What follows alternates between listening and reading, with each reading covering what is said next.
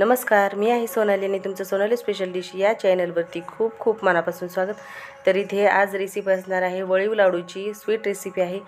तर इथे अगोदर मी एका वाटीने 1 वाटी बारीक रवा घेतलेला आहे व नंतर 3 वाटी गव्हाचं पीठ घेतलेलं आहे व 1 वाटी इथे बेसन पीठ घ्यायचं आहे। तर 3 वाटी गव्हाच्या पिठासाठी इथे 1 वाटी रवा व 1 वाटी बेसन पीठ इथे वापरायचं आहे। व आता हे सर्व आपल्याला रवा व बेसन पीठ छान मिक्स करून घ्यायचं आहे आणि चवीपुरतं मीठ टाकून 4 ते 5 चमचे मी याच्यामध्ये थंड तेल टाकून घेतलेलं आहे। गरम करायची गरज नाही, थंडच तेल टाकून घ्यायचं आहे। व आता सर्व याला 5 ते 10 मिनिट छान चोळून घ्यायचं आहे। व्यवस्थित पूर्ण पिठाला हे तेल लागलं गेले पाहिजे, जेणेकरून आपले जे वळीव लाडू आहेत ते अगदी खुसखुशीत आणि टेस्टी असे होतील। त्यामुळे असा जर गोळा तयार झाला तर समजायचं आपलं जे तेल आहे ते सर्व पिठाला लागलेले आहे।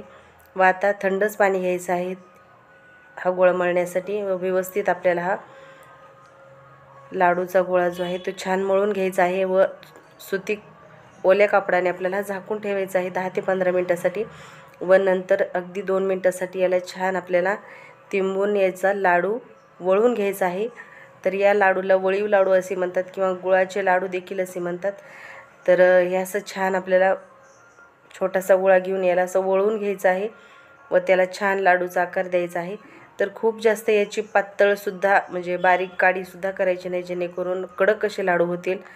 अशी जर तुम्ही जाड काडी ठेवली तर अगदी खुसखुशीत आणि नरम असे लाडू इथे तयार होतात।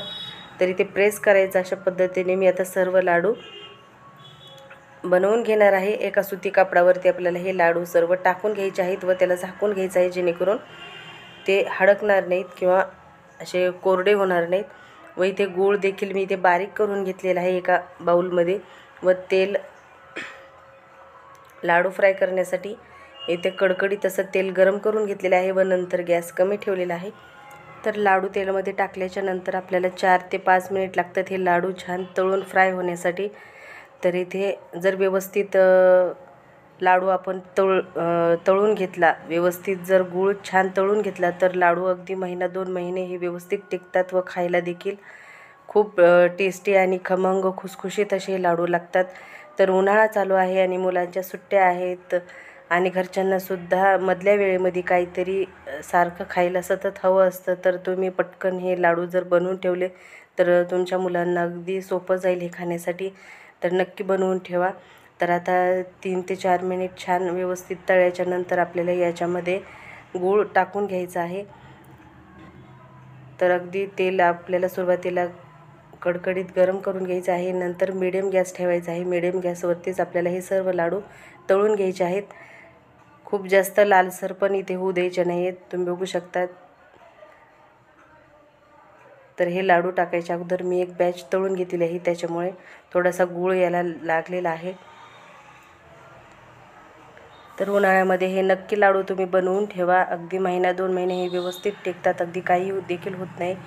तर गूळ जो आहे ते इथे आपल्याला चॉकलेटी कलरचा अगदी डार्क इथे वापरायचा आहे, जेणेकरून हा लाडूला छान लागला जातो व आणि टेस्टी देखील लागतो।